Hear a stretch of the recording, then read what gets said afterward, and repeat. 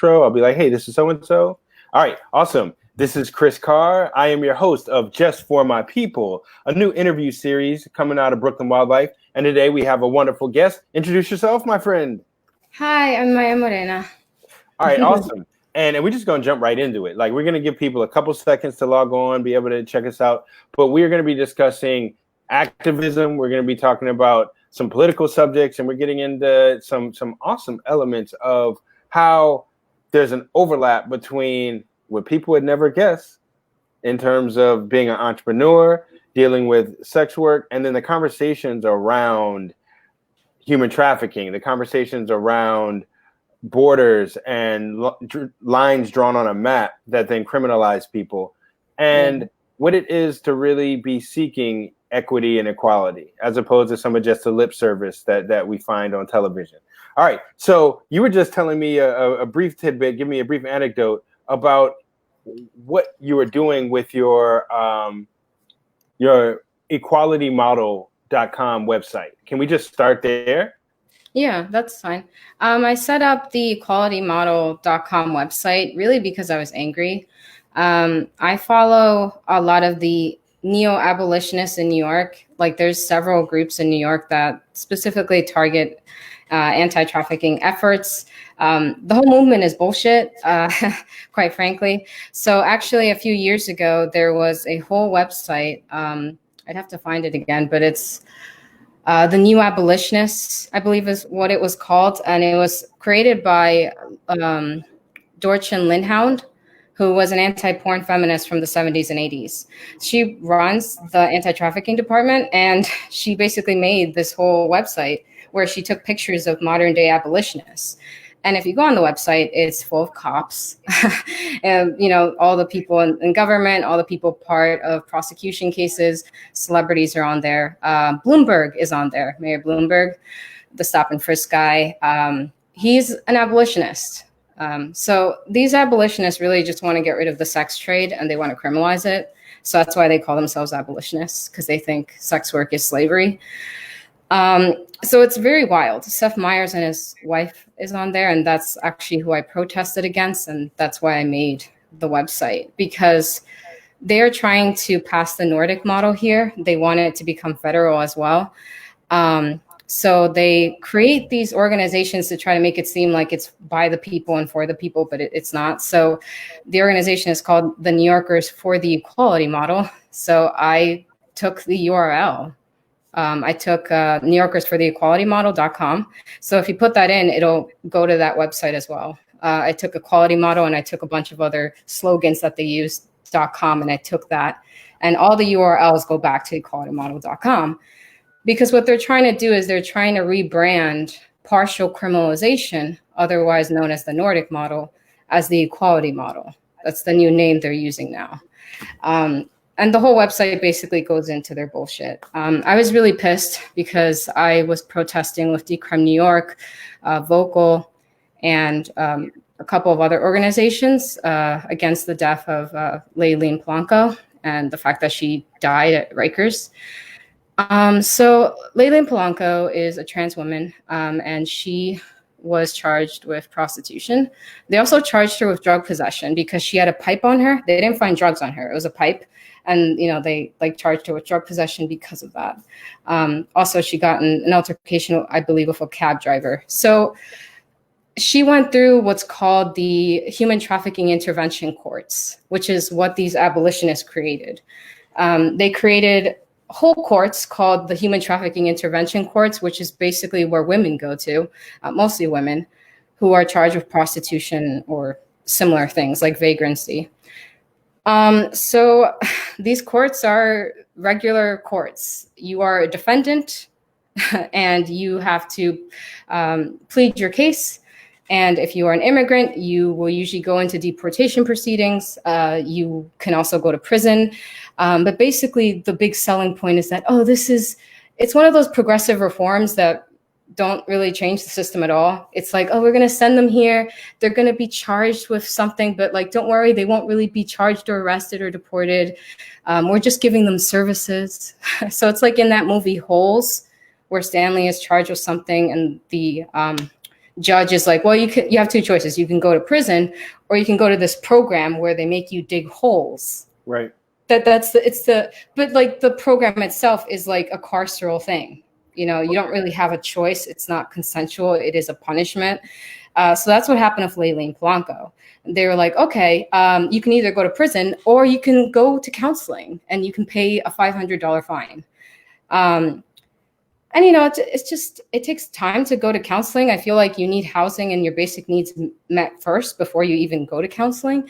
But she couldn't make it and she couldn't pay her fine. So then in order for her arrest was sent out and she was sent to Rikers. So I say that these courts killed her.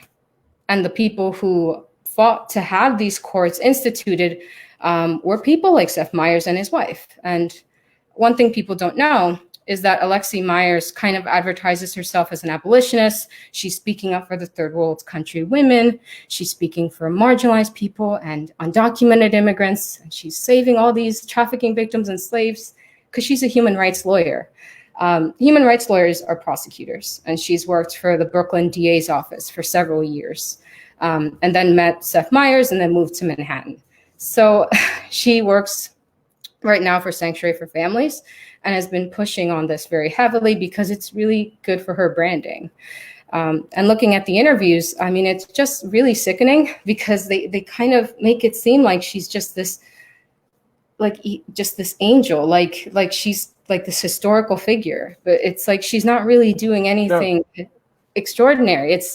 You're just a cop. Like I don't get it. Can you explain to people a bit more how this conversation is normally framed, and maybe go a bit more in depth in that when you have folks who are advocating for quote unquote human rights activities or anti-trafficking policy, how that in real life affects undocumented people or affects people who by choice are in sex work?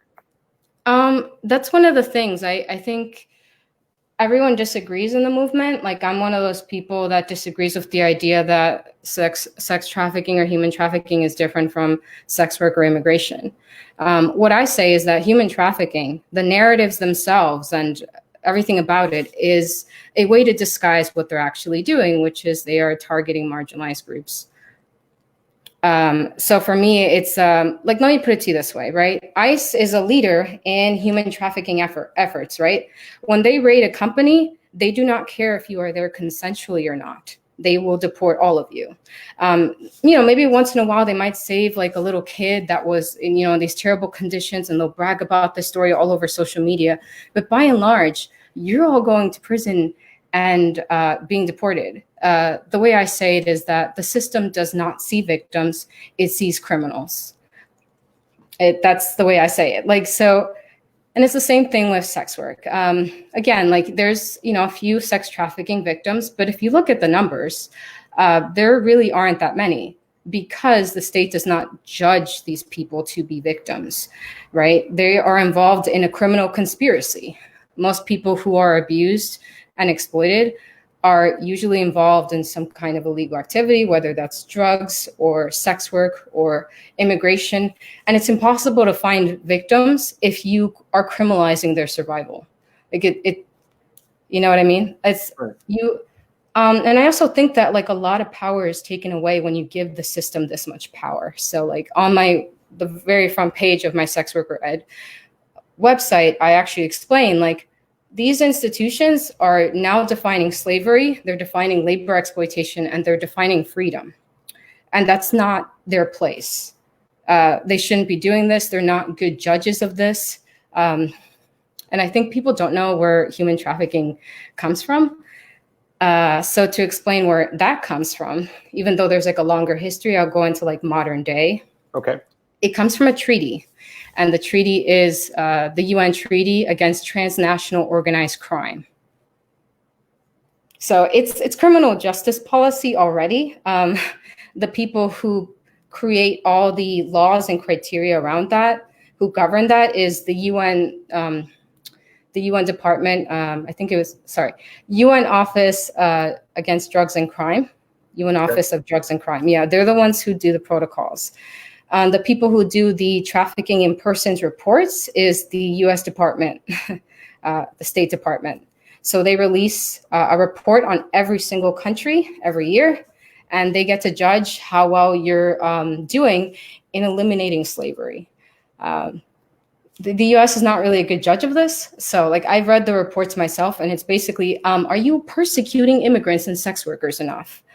You're not doing this enough. Like that's basically what the reports look like to me, because Right. it is all about border controls and, you know, whether or not police are going after the places where slavery happens, which is to them, urban areas, the border, and anywhere that sells sex. So hotels, motels, transportation, like, and they specifically say that. So it's not like they're hiding this. It's very much out in the open. So they're the ones that get to judge this. So I think a lot of power is taken away when it comes to that. I can recommend some books and tell you like, Please. Yeah, sure. Yeah, I have like a whole collection. And again, for people watching, this is Just for My People. We have Maya Morena, and we're discussing the history of how we have these discussions around sex work, human trafficking, and the idea of autonomy, and the idea of, can the state actually ever protect people? Does the state have people's interests in mind? With some of these activist organizations or some of these groups that say they are interested in protecting people, do their activities and programs and initiatives actually harm folks and actually target marginalized communities? Yeah. And so just to give y'all a feeling on where we are. And one of the questions brought up, or one of the statements brought up on the website, equalitymodel.com, you can check out, or if you look at sexworkered.com, one thing being stated is all workers are exploited. And workers' motivation or reasons for being workers in a certain field should not divide us. One does not exclude them from labor rights or organizing. And a conversation that few people are having are, what is the appropriate way to support and be advocates for sex workers or marginalized communities or undocumented workers? And how do we remove the immediate criminalization and the immediate stigma around if someone's not documented? How do we remove the stigma around if a person engages in sex work?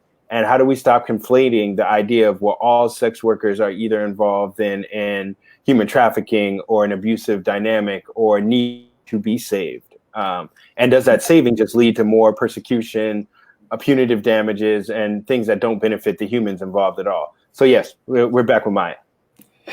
Thank you. Yeah, so I have like a whole book collection that kind of goes very deep into it. So one thing I should note is that I found it weird, especially when I would talk about my experiences as a sex worker, because I kind of entered the sex industry specifically to get attention from my political views. That was kind of how I went in. But I was called a slave a lot. I was called a trafficking victim a lot. And I kind of felt uncomfortable with that. And after a certain point, I was like, you know what? I'm going to research slavery. And, I feel like most people, they think they know what chattel slavery is. Like they think they know the transatlantic slave trade. And you kind of think it's very simple. And then you go into it and it's like very, very deeper. So this is one of my favorite books right now. It's Beyond Freedom. So there's a whole group at Yale that studies this stuff. They study human trafficking and slavery. And the conversations that they're having there is great. So the person who is the head of that department is David Blight, which you can see his name right there. Mm-hmm. And then his co-chair is Jessica Priley. Look her up if you want to learn about the FBI. She's great. So I'm going to talk to you about Jessica Priley for a second, because she talked about the FBI and she blew my mind. So the FBI's first official job was to police prostitutes. Wow. Yeah. So they were formed to be answerable to the Attorney General. And, they started off small, but human trafficking really made them a federal agency. And back in the day, they used to be called the Bureau of Investigations. But when they policed prostitutes, they became a federal agency. Their numbers increased. And that's when they really became the FBI. And what they were enforcing was a law that is still a law today. It was never abolished. It's called the Mann Act. Mann Act. And that criminalizes interstate, like taking a woman across state lines for debauchery and prostitution, blah, blah, blah, blah. And obviously, most of the people who were prosecuted under that act were Black men. The idea behind that was that white women would never have sex with Black men. So the only way that would ever happen is that Black men were tricking white women to fucking them. And clearly Black men were like drugging them, giving them alcohol, or kidnapping them and enslaving them and turning white women into sex slaves. And this kind of narrative is very popular among the KKK because that's really where it comes from. If you look at most human trafficking ads, if you even look up the word human trafficking, you'll kind of see this pattern. Most of the victims are white girls in photos. And there's always like a dark figure behind her, like a dark hand, a shadow. DHS is really popular with these. So it hasn't really gone away. Elizabeth Bernstein kind of went over the numbers at one part in here. And I'll have to cite the numbers to you if I can find it again. Oh, here it is. According to the Department of Justice summation of 2,515 human trafficking investigations conducted between 2008 and 2010, of the 389 confirmed incidents of trafficking, 85% were sex trafficking cases. 83% of the victims were US citizens. And 62% of confirmed sex trafficking suspects were African American. Wow. And while 25% of all suspects were Hispanic or Latino. Wow. So most of the victims of sex trafficking are US citizens, and most of the perpetrators are Black men and Hispanics. I mean, demographically, how is that even possible with the kind because you're letting the state decide that. If you're going to send the police and Border Patrol to investigate this stuff, I mean, who do you think they're going to think is a victim, and who do you think they're going to think is the perpetrator? Wow. Yeah, like I think people don't think about that. And I kind of point this out to sex worker exclusionary feminists, like you're using the word pimp. Like, what do you think that's going to do? Right. Yeah, so NYPD, this is another thing you can look up. They used to have the Pimp Squad Patrol. Which is? It was during the 70s and 80s, but basically they would just kind of harass teenagers on the street. That's what they did. Wow. This was during the broken windows policing. Right. But yeah, like a lot of swerfs act like, oh, we've never targeted pimps. We don't go after the. It's like, we've been doing this for over a century. Like they kind of act like we've never done this before. We never tried to end demand. But like I'm reading from the 1800s, we need to end demand for prostitution. Like they've always been talking like this.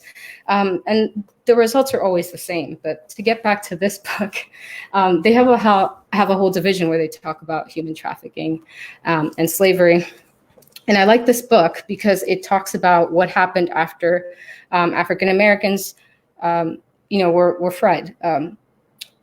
After like slavery was abolished. Right. Like what happens then, right? What happened during Reconstruction is what this book is about.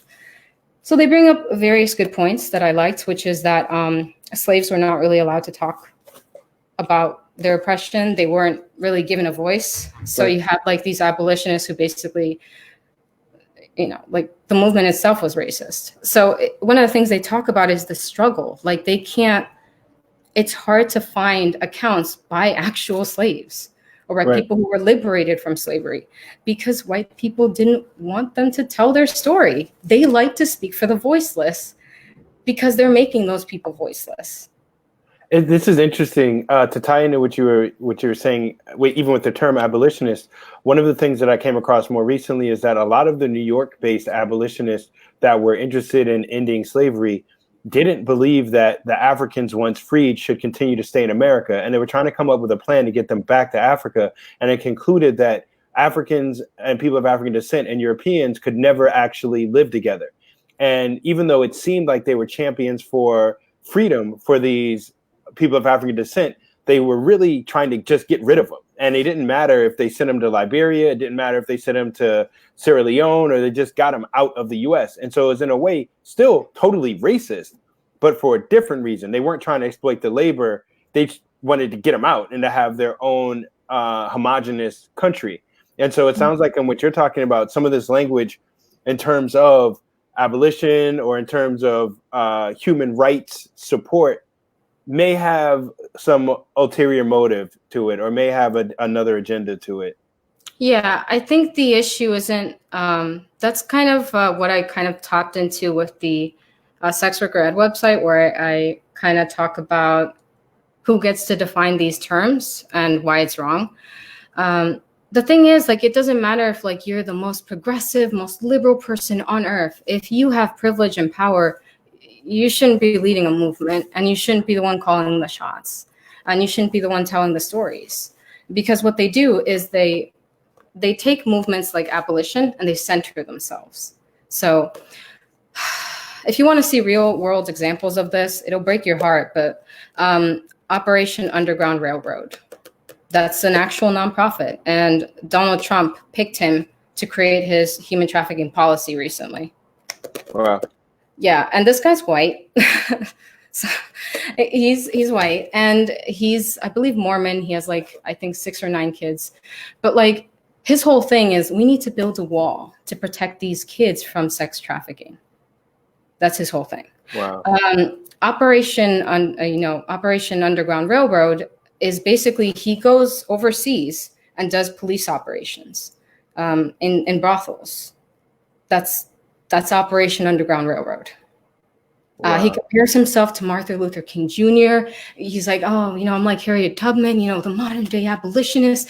And he, you can look it up on his website. He'll go over like the history, and he's like, this is the modern day abolitionist movement. They all do this, like all of them. And it's really creepy and weird. What I say is they're basically appropriating the whole movement, and they're centering themselves as like the ultimate heroes. And in the pictures of the rescue missions, he's dressed up in a bulletproof vest. He's with the police in some third world country, and they're arresting a Black woman, and she has like a cigarette in her mouth, and she just looks pissed, and she has her hands behind her back, and they're, putting handcuffs on her. There's 2 Black women on the ground, and that's on his Operation Underground Railroad website. So yeah, it's just, if let's say there is some, by whatever chance, there's some legitimate reason for the government to get involved, or organization to get involved, and they do believe people are harmed, why would they arrest the victims or the people being quote unquote trafficked? Okay, so one good way to explain this is to look up the actual treaty. So the treaty is a treaty against transnational organized crime. There's 3 protocols, and one of them is the human trafficking one, which is the trafficking in persons. The second one is the smuggling protocol. So smuggling deals with immigration.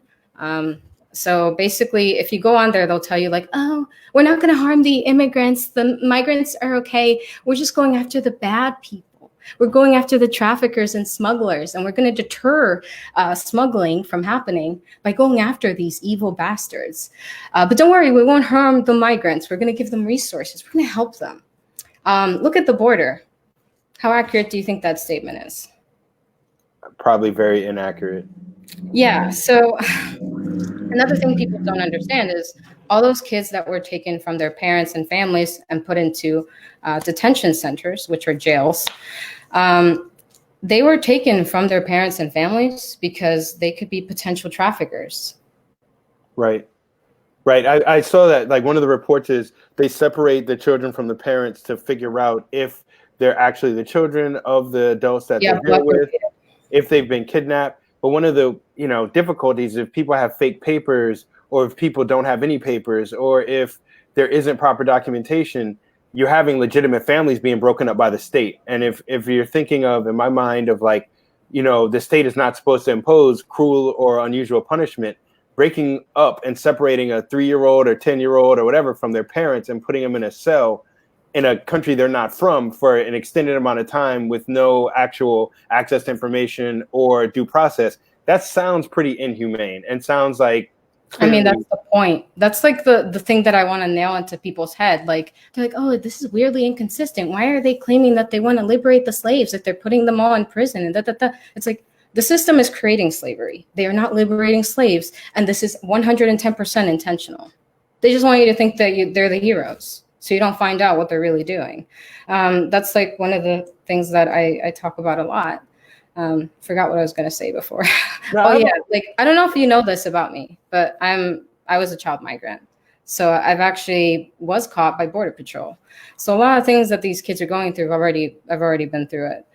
But yeah, like it's not helpful like at all, and they know this. Like the whole point of these policies is deterrence, and it is death. Like that's the whole point of it. Like one of the things that happened under the Clinton administration is they created a new policy called prevention through deterrence. Mm-hmm. So what they did was they blocked all the urban areas, which is where immigrants usually go through, and those are the safe passageways. So you go in to the urban area, you get a job, and then you leave, right? You are able to afford a house in Honduras, which is where I'm from. And that's usually how it happened for many, many, many years. And then they started criminalizing it.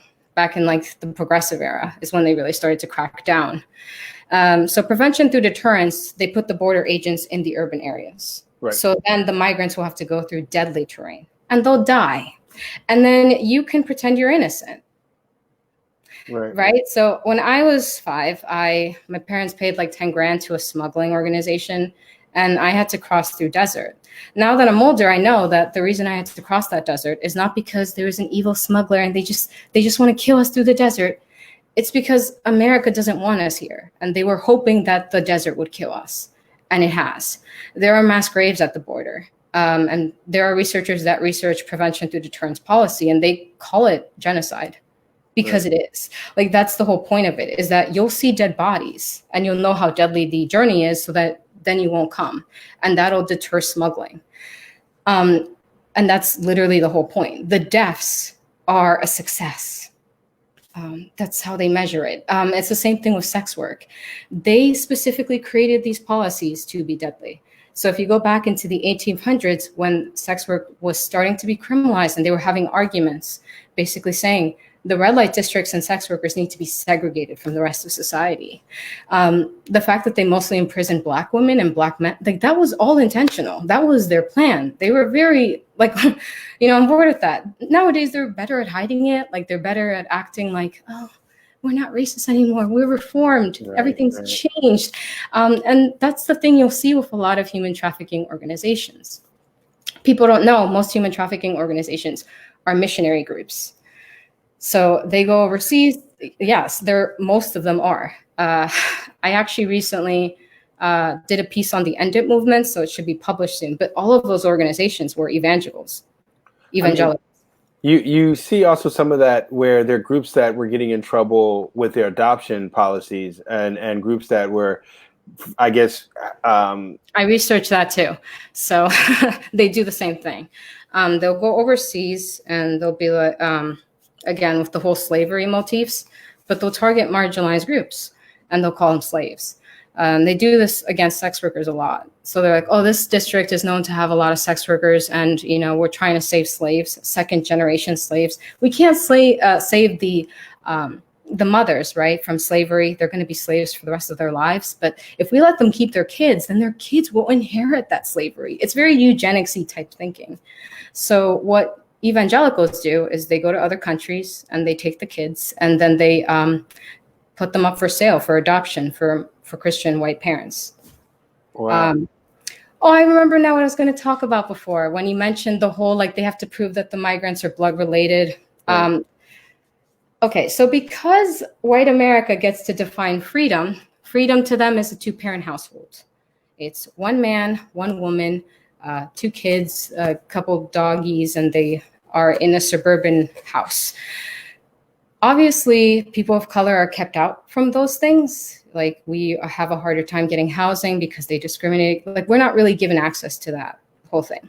So after the slaves were liberated, right, African Americans started to try to make their own lives. They started to make their own little communities, right? Because we didn't have, you guys, sorry, not me. You guys didn't have the opportunity to have the 2-parent household because you were separated because of that. So you don't really have the same access to a family tree and a history that white people get to have, right? So they formed their own bonds, but it wasn't blood relation usually. So sometimes it was widows, like maybe their husbands died in the Civil War. So they would gather together their resources and, start creating their house. And these widows would all live together. But when the feds came down and investigated, they didn't see freedom. That didn't fit their definition of freedom. They would look around and be like, well, you guys aren't freed, newly liberated Black women. You guys are prostitutes. That's the only reason you would all live together. Right. So they would crack down on it. Or let's say, you're a bunch of Black teenagers and, you're separated from your parents. So you might form bonds with other Black teenagers, and you might form your own little communities, your own little house, your own little space. Again, that does not meet their definition of freedom.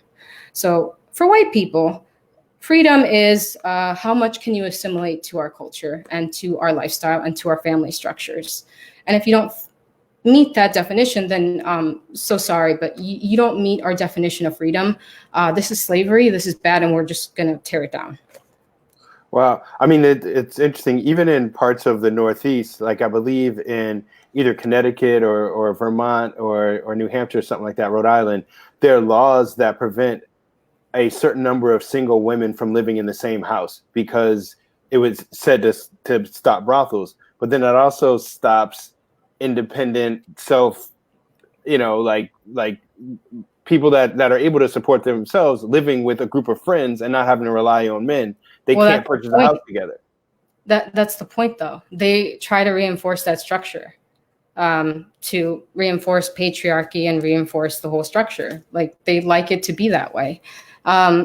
But you see this with like early trafficking efforts too, where feminists, along with other religious groups and the temperance movement, would actually fight to stop trafficking. And one way they did that was to make it illegal for women to work after 9 p.m. or like after like 6 p.m.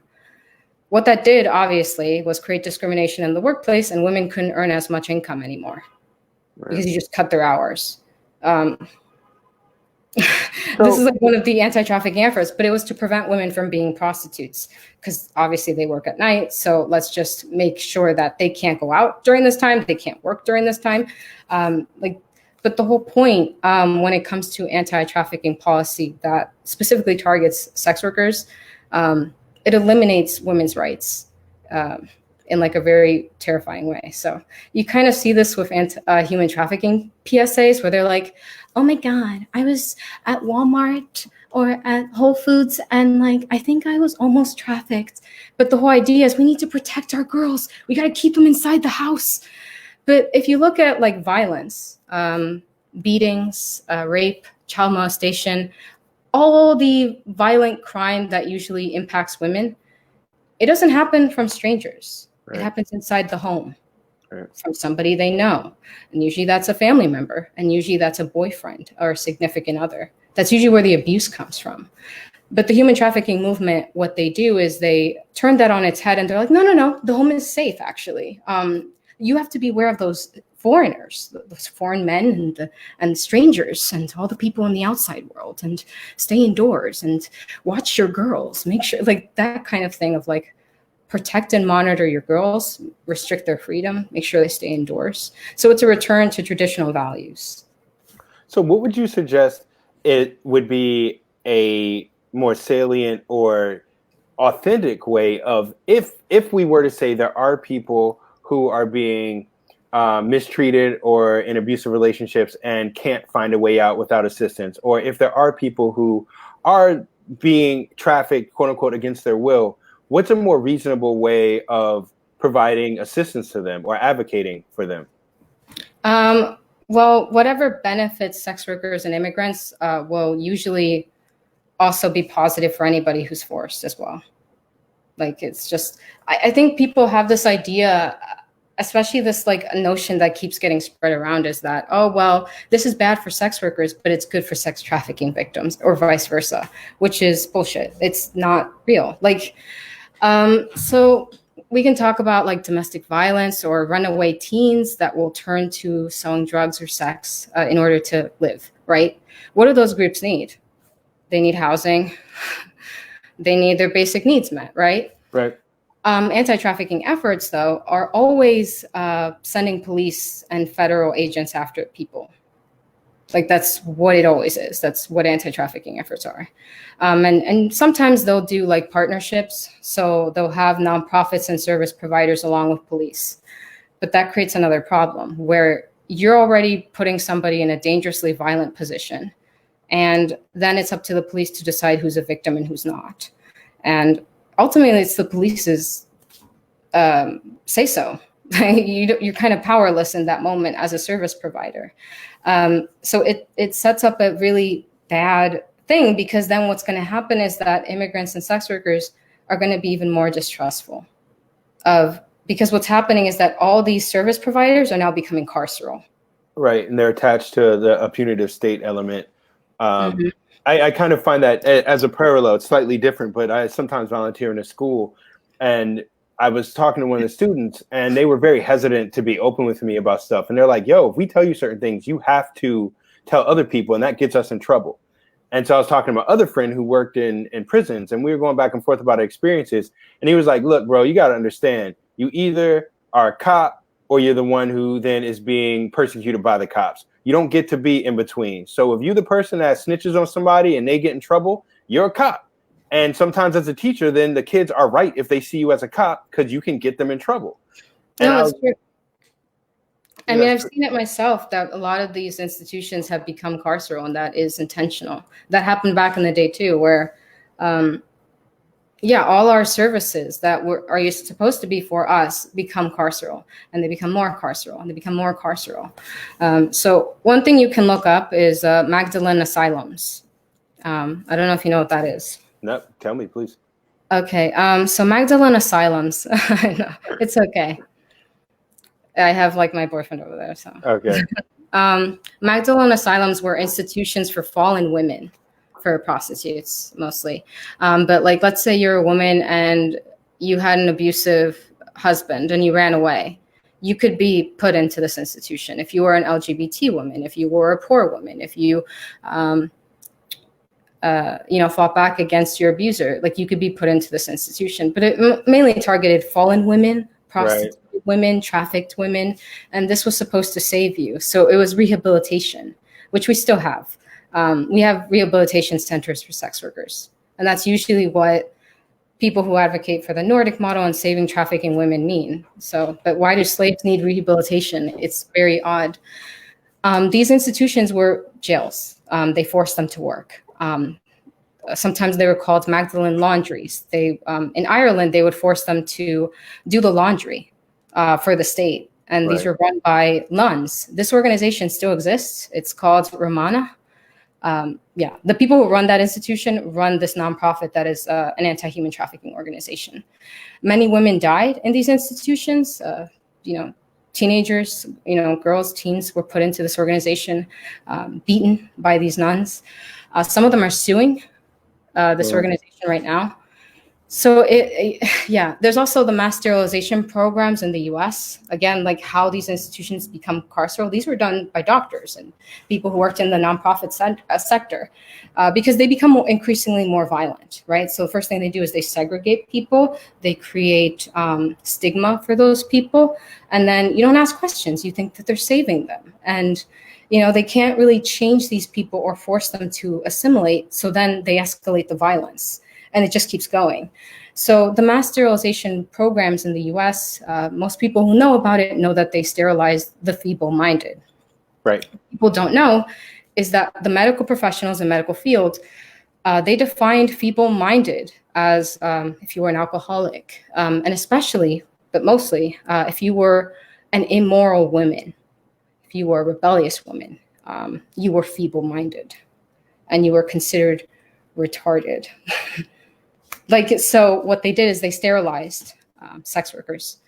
Most of the women who were sterilized in this program, they were women. They were poor women. Right. They were women of color. They were Black women. And that's the mass sterilization program in the US. Right. I mean, wow. The more we discuss this, the more kind of ties into, I think, other discussions in terms of intersectionality and outside of the academic use of that term, but the reality of how marginalized groups, like you were saying, folks in the trans community, folks who then are sex workers, folks who are migrants, people that a lot of folks have contact with and don't realize they are, and don't realize what it really looks like. They're fed this one story or this one kind of archetype or this one stereotype, and it fits a narrative that suits the state. It fits a narrative that suits a coercive institutional body. Mm-hmm. What, in terms of, in your mind, like you said, having basic needs met, what things can be done to actually assist those communities? Like for you, are you a person more aligned with decriminalization of certain acts, legalization, the state having nothing to do with it, communities being self-supportive? What is your take on how to, if there are any issues, how to address them?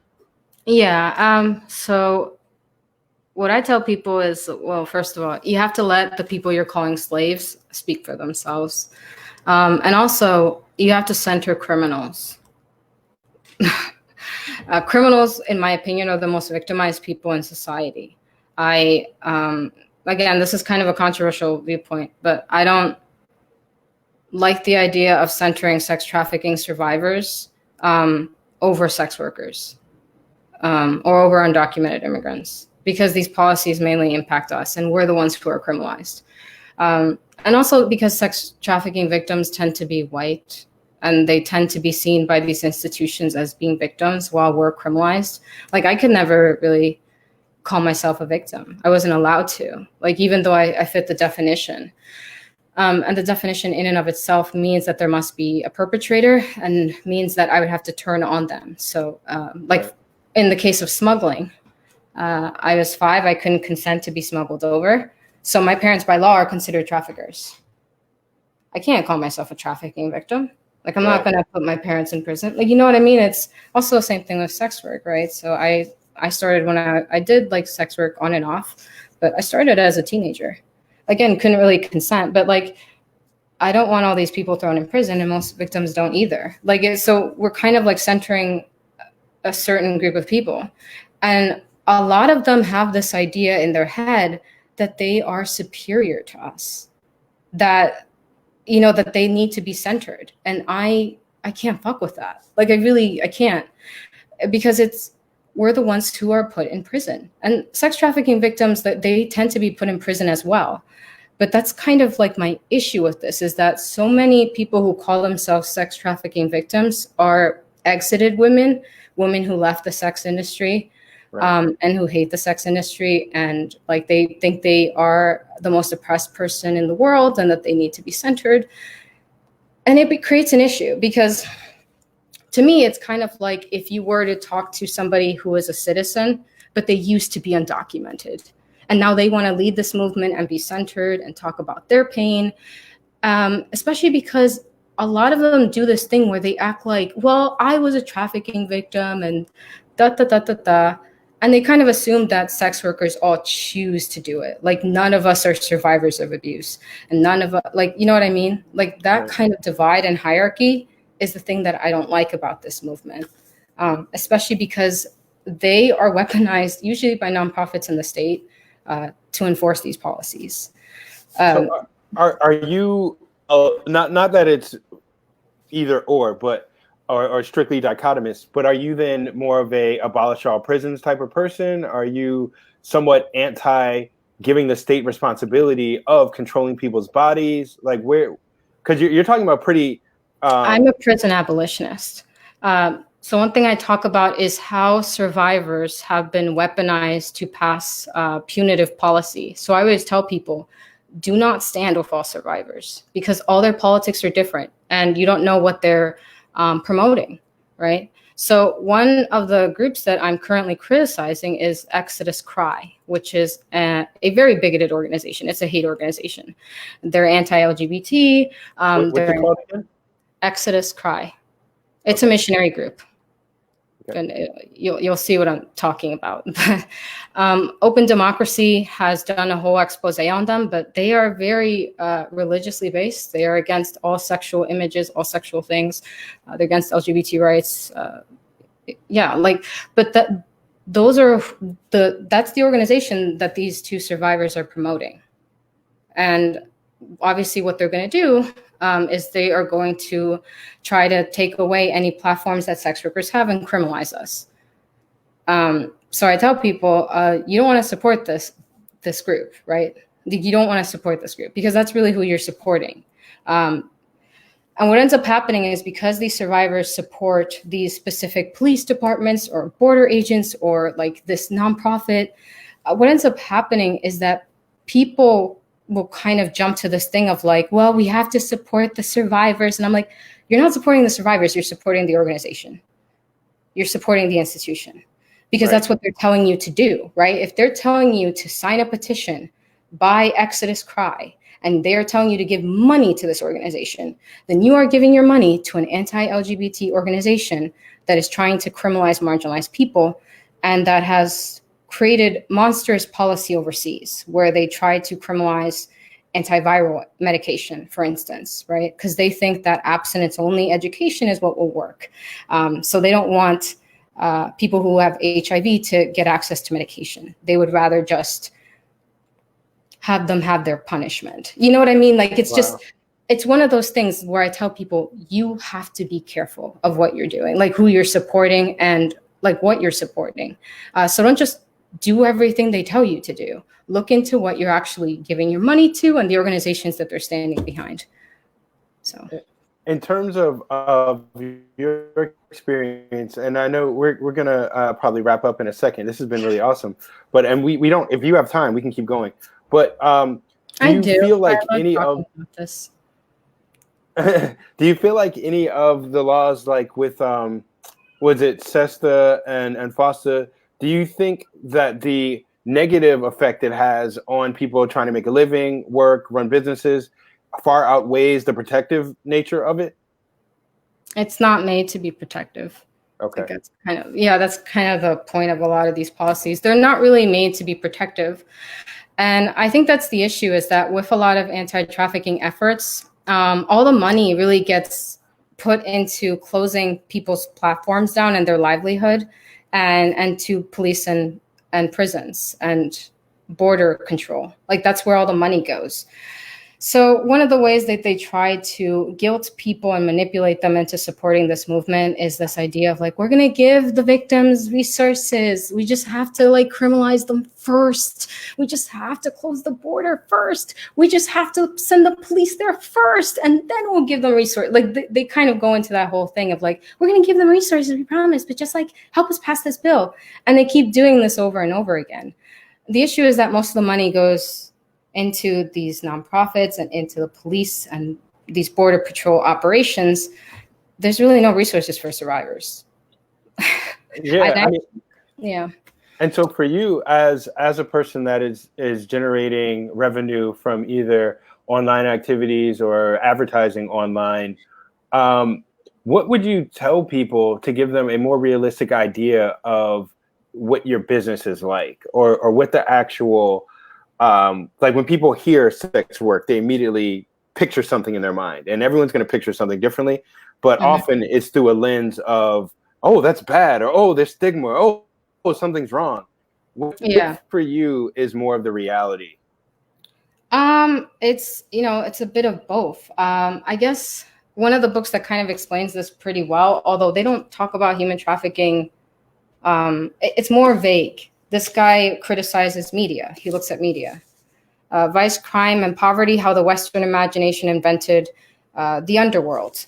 But one of the things he says here that I thought was very potent, where he says that even though these narratives have truth to them, they ultimately reinforce the status quo.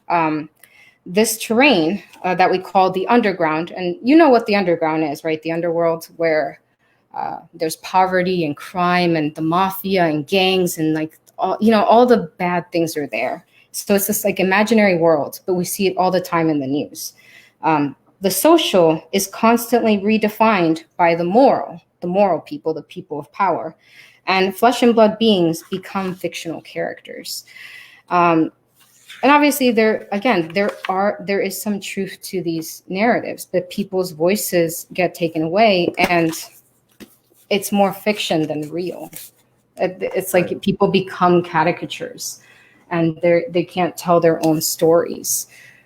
So I feel like there has to be a move away from that into something more complex and looking at every single person as their own person and their stories as their own stories. Wow. So that makes a lot of sense. For people that are unfamiliar with you and your work, how did you, I guess, get into your activism arm? And were you, like you said, you were using modeling or using kind of the performative elements to get attention for your intellect? Where do you see yourself going with this? Like, what are some of like the things you'd like to do with this awareness and information that you have? I want to put it out there. I feel like a lot of this stuff gets talked about in academia, but it's not publicly accessible. Like, people really don't know slavery. They don't understand it. They don't understand Reconstruction. They don't understand the definitions of these words or where these narratives comes from. They don't take a step back and look at it.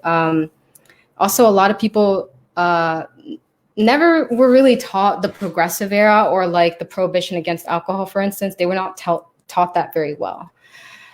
So what I want to do is just introduce this stuff to people and get that conversation to be mainstream, especially the alcohol one. I feel like that's the one where I can explain it the best, because a lot of this is kind of where it all started. I can give you like a quick rundown on that one. Yeah, please. This is a different analysis from like what you were taught in school.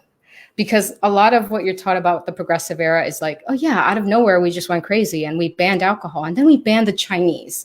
We don't know why, we're just like racist. But then you look back into it and it just starts to make a lot of sense. So the campaigns to ban alcohol were very serious. Like, they were very insane. They basically called alcohol the alcohol traffic. Now, again, I told you that I was going to give you a modern day history of where human trafficking comes from, but that treaty was from 2000.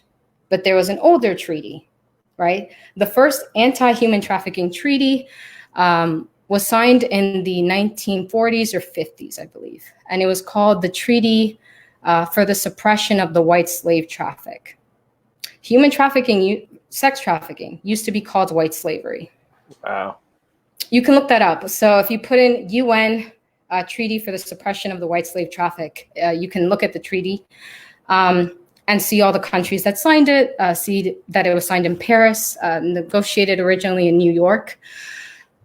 That's where this comes from. So anyone could be a white slave, but they mostly cared about white victims, like they do today. Like, you kind of notice that there's like a pattern. But yeah, that's where these campaigns came from. The alcohol traffic, the white slave traffic, the drug traffic. So there were various different narratives that were going on, and they were all over the place. And if you look at the New York Times, they have a whole archive page that I actually paid to see, but you can see they'll give you like previews of them. But if you look up white slavery in the New York Times, you're going to see articles that they've written back in the day. A lot of these media companies like that sell human trafficking, you look up white slavery, they were selling this bullshit since the late 1800s. Like, wow. So I feel like they know where this comes from, and I can't assume that they're ignorant. Same thing with the UN. It's like, you know where this comes from. What are you doing? But the idea was that the new immigrants, so like Irish, Italians, Germans, Chinese, they were all bringing in bad things. They were bringing in crime, they were bringing in poverty and alcohol, alcoholism and drugs, and they're reintroducing slavery into the free American world. So it kind of places America as like the victims of like these outsiders coming in and bringing it in. So you probably have seen that like America is one of the receiving countries for human trafficking, and the places that are exporting those slaves are people from the global South. So it's like positioning America as like a victim of like, we didn't create slavery, they're just coming here. We have no, criminals are bringing in these slaves here. We just have no idea how they got here. So it positions them as the victims. The other narrative was that alcohol, people who worked in saloons, who tended to be immigrants, they were like part of this conspiracy to turn children into alcoholics and enslave white girls. so that they would become whores and immoral women and prostitutes. And it was all their fault.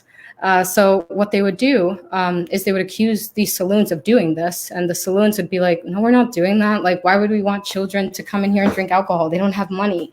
They thought they were crazy. And they're like, look, we're not doing this and we'll prove it to you. We'll let the police come in here and investigate us. So they did. And then obviously that was used against them. Right. So that's how the whole IDing kids, and the police stings operations, that's where that started. Wow.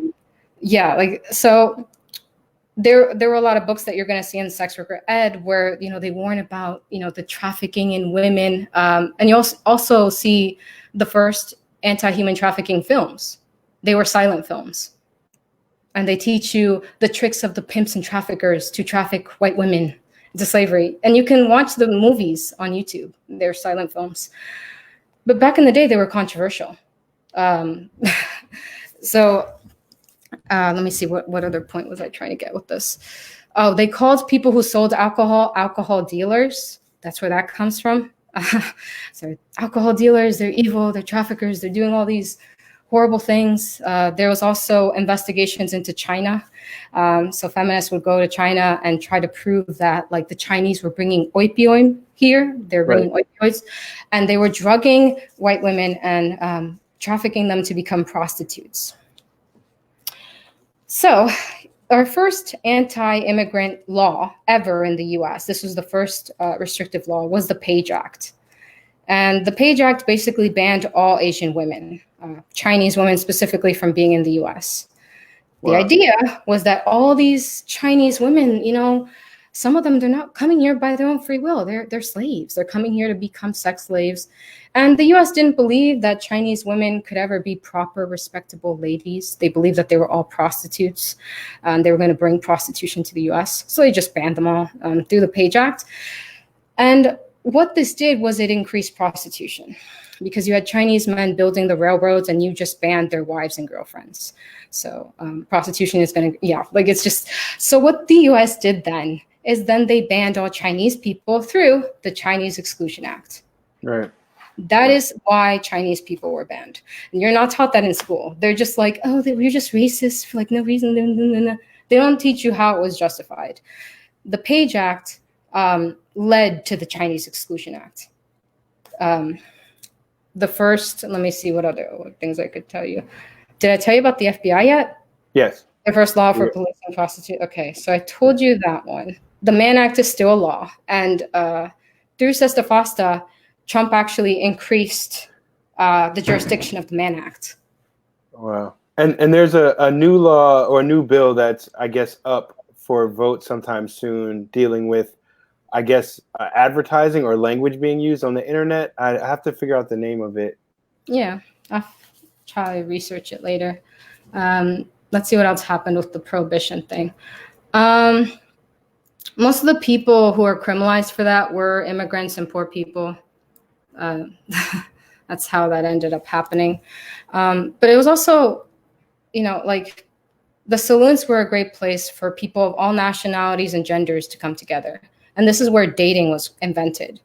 Working class women started to enter the workplace during this time. So they would, after a long day's work, go to a saloon, go to dance halls. They would go and dance and, get a drink at a bar or whatever.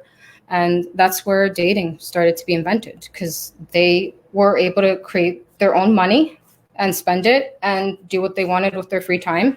And they could date the man that they wanted instead of having their parents pick it for them, or having suitors, or, the traditional way that it was done. So that's how dating was created. And this was a threat to the establishment. They were scared, slavery was abolished. Women were starting to enter the workplace and new immigrants are coming in. So there had to be a way to control these things, because the wealthy elites were losing their minds. They're like, this is too much change. And they felt like, that bad things were happening, that slavery was being reduced. It was this whole thing. What else could I talk about? You've given so much information. It's a lot to sink in, I think. it is a lot to take in, and again, like the overlap in some of these issues for people that want to follow up or want to get access to more of the information. I posted below the sexworkered.com site. What's the other site that I should link for people? The equalitymodel.com. Yeah, they can look at that. But there's also like a bunch of scholars that I would look into. Let me see. I'll try to like find them right now. Because I think there's 2 Black scholars that specifically criticize the trafficking movement, and they do a really good job. Karen E. Bravo, for instance, did a whole paper where she talked about the discourse around this whole issue. Okay, I found it. Okay. So her name is Karen E. Bravo, and the paper is called The Role of the Transatlantic Slave Trade in Contemporary Anti-Trafficking Discourse. Right? So she talks about the emotional manipulation behind this, because one of the things they say is there are more slaves today than there ever has been in history. Mm-hmm. Even more than the transatlantic slave trade. You know, these modern day slave owners, who I kind of just read to you that most of the people who are seen as the suspects for trafficking are Black men. So it's kind of funny that the abolitionist movement, they're making brown and Black people the new slave masters. Like, that's some serious fucked up bullshit. So she talks about the manipulation that's used in this discourse and the way they downplay slavery. And again, none of this is new. They've been doing this forever.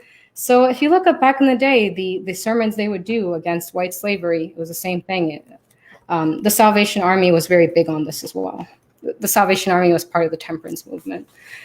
Let's see if I can find the quote here. Or I could probably look it up. But the Salvation Army, their first book, which explains why they were creating their whole institution, it was an imperialistic book that basically said, we need to treat the poor people of England the way we treated Africans. And they called people slaves. Like, this is, you can look up the book yourself. It is free to access online. I think I have it on my website itself. So I just posted a link to the digital book for the role of the transatlantic slave trade in contemporary great. Anti-human trafficking discourse by Karen E. Bravo. Oh, she's great. I really want to find that quote now. Yeah, and for folks out there who are interested in this, I did post links to the website.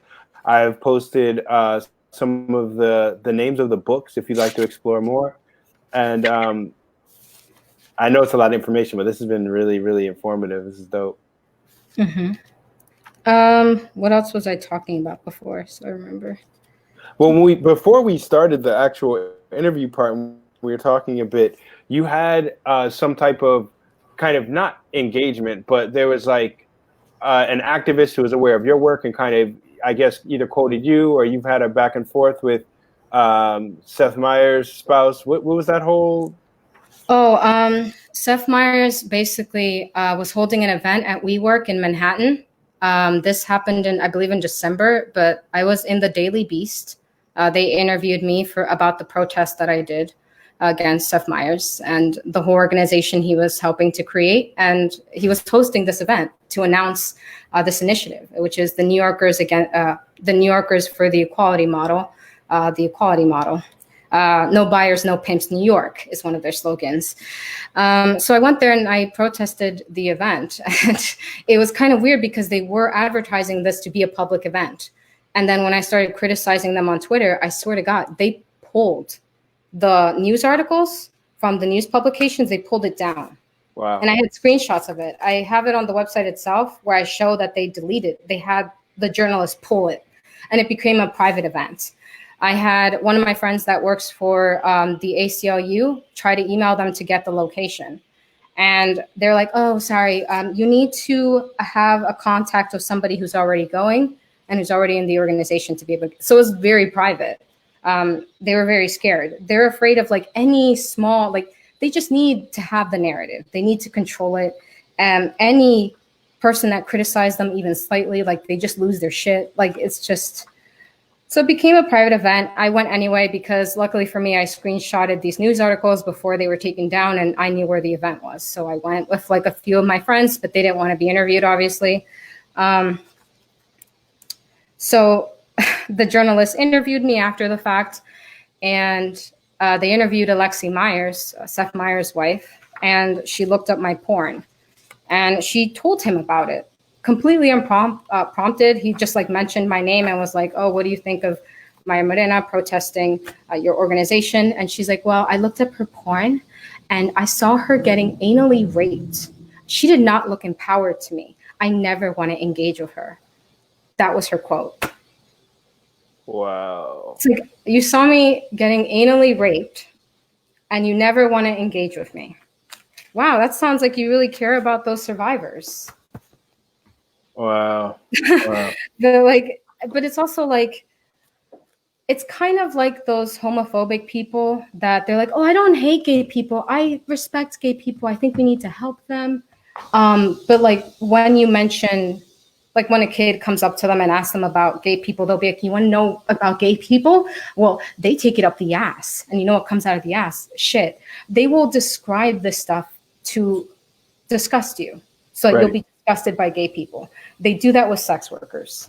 Right. That's the whole point of it. It's slut shaming, but in a very fucked up way. Like, I care so much about these people, but like, what they're doing is not empowering. They get slapped and choked and spit out. Like, they describe it to you. None of that is necessary. Like, it's not necessary. It's actually disgusting because they will talk to kids like this. They'll be like, "These sex workers, they're all slaves and they're not empowered because look at them being tied up. Is this empowerment?" And then they'll describe the sexual, like, horrific things. They'll be like, "Oh yeah, well they take it up the ass and they like are slapped and they're called bitch and cunts." And you know, they'll describe this stuff to you. And to them, like, this is good because we're teaching the kids the truth. What they're trying to do is create stigma and disgust for sex workers. Like, that's the whole point of it. I mean, it fosters in a certain way by using language like that. It's like by using language that dehumanizes or removes the idea that like this could be any human. It sets up an othering, and in our society we seem to be comfortable doing things to others than what we do to our own. So when we even think about the prison industrial complex or the judicial system, so few people with money have had to spend any time in prisons that once you call somebody a criminal, it's okay that we treat them a certain way in prisons. We're not thinking human. Whereas if any of their family members or themselves had to actually go to prison, they all of a sudden would be changing their whole tune. Oh yeah, I saw Seth Meyers bragging about doing weed. You know, It's like, what do you think your wife was doing at the Brooklyn DA's office? Prosecuting certain people. Yeah, and the way they talked about Lele Polanco really pissed me off because they will try to act like they care about these survivors, but you can tell from their language they fucking hate us. And I don't understand how people don't pick up on it. So when they talked about Lele Polanco on their Instagram page, they said, "Well, you know, we don't approve of some of the things that she did, but she was a prostituted woman, so we support her for that." And what they're basically, you know, they were talking about the other charges she had. In other words, it's not okay that she got in an interaction with like a cab driver. You know, you don't know what that is. It's not okay that she was caught with a pipe and that she was charged with drug possession. But the fact that she was prostituted is the reason why we have sympathy, not the other things. Right. That creates like a problem because when you look at, like, let's say they care so much about the teenagers who are trafficking victims and so one story I'll tell you about when I was a teenager working in the sex trade. I used to work in motels, but one day a cop was following me, and you know, I froze when I saw him, and he just started laughing at me, and you could see how young I was, like I was a baby. But he's like laughing, and he's like, "Don't worry, I don't care about prostitution. I just want to make sure you don't have drugs on you. Keep going. Like, I'm going to follow you." And so he basically was telling me to keep walking toward my client to the door that I was supposed to go to. Right. And I was like trying so hard not to break down because I realized that this cop was going to try to charge me for anything that my client had on him. And I didn't even know this guy. Like, I didn't, you know what I mean? So I was very lucky that the client was cool about it. I mean, he was freaking out internally, but he was kind of like, no, I don't have drugs on me, because the cop was telling him like, oh, I don't care about whatever, but like, I want to make sure there's no drugs here. So the cop went in and started searching, and there was nothing. But like, even then, it's like, what if somebody left drugs behind after he got the room? Like, it's just, my life could have been ruined right there. Right. So that's the thing that like pisses me off, that I just don't think it's possible to help a group of people if you're working with the police, if you believe in carceral policy, if you want to increase penalties for everything, for things that are already illegal. Like, you're not our friend, So when I look at the FBI numbers or police records, like from 2018, I always like look up for the updates, but there's like 500,000 kids, teenagers going to prison for drug charges. How many of those kids are probably selling sex on the street, right? So you have to decarcerate poverty, vagrancy law, curfew laws, putting teenagers in prison for having alcohol and drugs or selling drugs. Those all need to be eliminated, because hundreds of thousands of teenagers are being put in prison for selling drugs. It's like, why are the teenagers who sell drugs not innocent? Only the ones that sell sex work, and only that. Right. Something else that they brought up in this book and that they bring up in conversations on YouTube is that there was no concern for the childhood of chattel slaves, for their kids. All of this concern for the childhood of the children, it's really being directed toward white kids, because brown and black people don't get to have childhoods. And you see this with the drug war. There's really no sympathy. It's like, you are a teenager. I don't care. You sold drugs. You're a criminal. You are a thug. You are a gang member. You don't get sympathy. And because sex work is gendered in the popular understanding of it, even though men do work in the industry too, and a lot of gay boys work in this industry, it's gendered, and it is color coded to be a white girl. So right. It gets sympathy, because they deserve a childhood that was wrongfully taken from them. But again, can you really help these victims if you do not remove the penalties for being poor and selling drugs, if you don't stop the drug trade? I don't think you can. Right. And I see this right. when they talk about Layleen Polanco. It feels like a slap in the face, especially because she was put in Rikers because of the human trafficking intervention courts.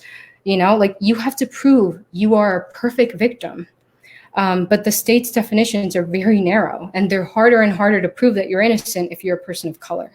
And if you're caught with any evidence of drugs or anything, like, really. But again, it comes from this mentality that sex workers are just sex objects and that we aren't involved in the criminal activity that we're in. So we become part of this criminal conspiracy, and then we have to prove that we're innocent. Right. Wow. Well, this has been very informative. I think we have. Okay. You found. All right. So let's close out on this last part. Yeah, let's do it. And just let people know once you read your last part or the finish the way you'd like, how people can get more information, how they can reach you, and yeah, this is awesome. Yeah. So this part is called "From White Slavery to Modern Day Slavery." So this is from Clifford Roy, who was a prosecutor in New York during the, I believe, early 1900s. It is slavery, real slavery, that we are fighting. The term white slave is not a misnomer or sensational term. The word describes what we stand for. The white slave of Chicago is a slave as much as the N-word, I'm not going to say it, was before the Civil War, as the African is in the districts of the Congo, as much as any person was a slave who was owned flesh and bone, body and soul by another person, and who can be sold at any time and place, and for any price at that person's will. That is what slavery is, and that is the condition of hundreds, yes, thousands of girls in Chicago are present. He's talking about white girls in Chicago who are prostitutes. Wow. They're just a slave. They're just like the people, we used to own. They're just like, the chattel slaves in the transatlantic slave trade. Same thing. But this is how it was always talked about. So when they say when they compare prostitution to like, oh, this is the legacy of slavery. This is like the slaves in Egypt and the transatlantic slave trade, except it's worse. Now it's worse. Like there are more slaves today than there ever has been in history, more than the transatlantic slave trade. Like, see, we weren't that bad. And we're the heroes this time because we're the abolitionists. Wow. So they've like taken all these histories and just made it about themselves. And they've like, I find something very sickening with the idea that prostitution is just like slavery. Like it's bizarre. I feel like it's wrong because that's not my history. That's not the history of many of these sex workers. So yeah, I'm Maya Morena. Wow. You can find me on Twitter under @the_Maya_Morena, sexworkered.com, equalitymodel.com, and yeah.